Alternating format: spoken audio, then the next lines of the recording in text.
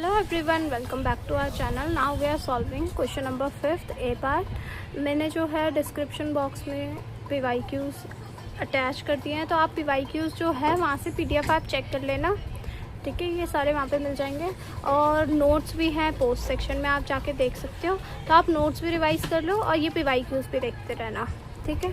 और प्लीज़ जितना हो पा रहा है मैं उतना ही बना पा रही हूँ, क्योंकि मेरे भी एग्ज़ाम चल रहा है। आज भी मेरा एग्ज़ाम था तो मैं तब अब बना रही हूँ एग्ज़ाम्स के बाद। तो ये वाला C मैंने छोड़ दिया क्योंकि ये थोड़ा डिफ़िकल्ट है, मतलब बड़ा है। डाइवर्जेंस थ्योरम को वेरीफाई करना है, तो आप कर लेना, आप ट्राई करना खुद से। देखो मैंने सोल्यूशन तो डाला हुआ है पर बहुत बड़ा है, हो नहीं पा रहा मेरे से, और टाइम कम है। फिर हमारा भी कल एग्ज़ाम है, मतलब परसों, तो आज बना पाऊँगी मैं वीडियो, परसों के एग्ज़ाम के लिए पढ़ना है। Okay, so let's start. Evaluate the line integral this where C is the path that begins from 0 to 0। देखो इस पाथ को समझते हैं, ये क्या पाथ बता रहा है। ये बोल रहा है कि 0 से 0 ऑरिजिन से 1,1 तक जा रहा है अलॉन्ग द पैराबोला। ये ऑरिजिन से जा रहा है 1,1 पे along the path parabola. This parabola you know y equals to x²। So वो ऐसे जाएगी लाइन, ऐसा होता है ना पैराबोला। तो 1,1 तक जा रहा है 0,0 से। तो पहले इसका पाथ ऐसा है यहाँ से यहाँ, फिर ये कह रहे हैं वापस बैक आ रहा है y इक्वल्स टू x की line, y equals to x की लाइन ऐसे वापस बैक आ रहा है। So this is y equals to x line and this is y equals to x² line. So now we have to evaluate this line integral. So let's get started. Question number 5 A part का answer हम लिख रहे हैं। सो हमें find करना है integral की value, line integral x² dx minus xy dy। हमने पहले भी अभी एक लाइन इंटीग्रल क्वेश्चन सॉल्व किया, वहाँ पे हमने यही डिस्कस किया कि हम पैरामीटराइज करते हैं, ठीक है। तो अब देखो हमारे पास दो लाइन के पाथ है, तो एक बार हम इसमें पैरामीटराइज करेंगे, x को t ले लेंगे, y को t², और एक बार इस लाइन पे पैरामीटराइज कर देंगे और दोनों को ऐड कर देंगे। तो पाथ 1 के लिए अभी हम कर रहे हैं along the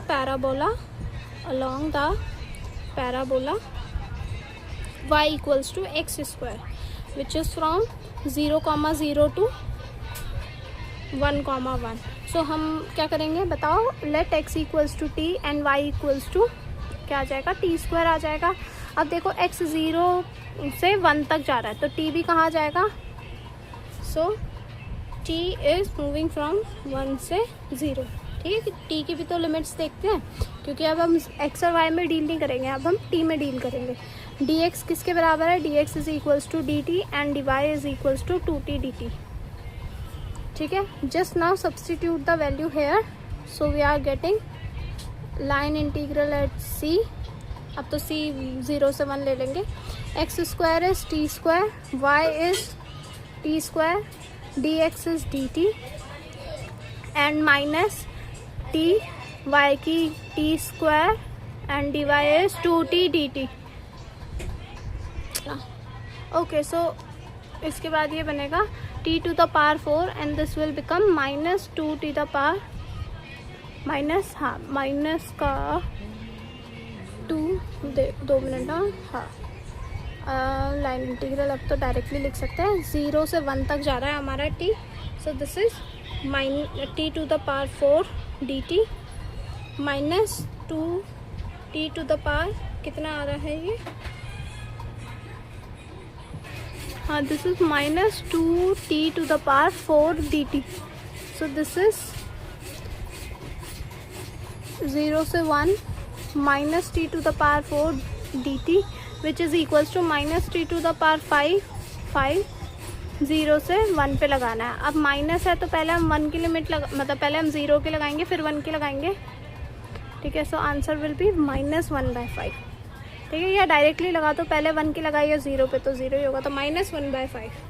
okay, now path 2 के लिए देखेंगे। अब हम पाथ 2 क्या है, अलोंग द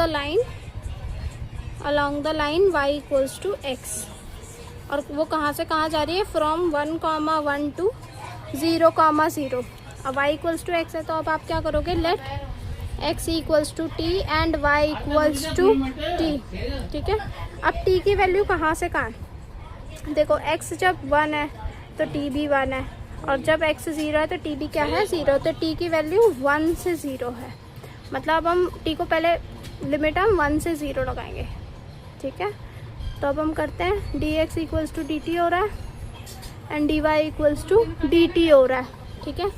तो इंटीग्रल हो रहा है हमारा, देखो 1 से 0 ले रही हूँ मैं, और आई कैन डायरेक्टली राइट 0 से 1 और माइनस का साइन लगा दो, ठीक है। अगर हम लिमिट्स को उल्टा करते हैं तो यहाँ पे क्या है, देखो टी स्क्वायर, एक्स की वैल्यू टी है, वाई भी टी है, तो X square T, T cube D T, T cube D T, and minus का this is T square D T, T square D T.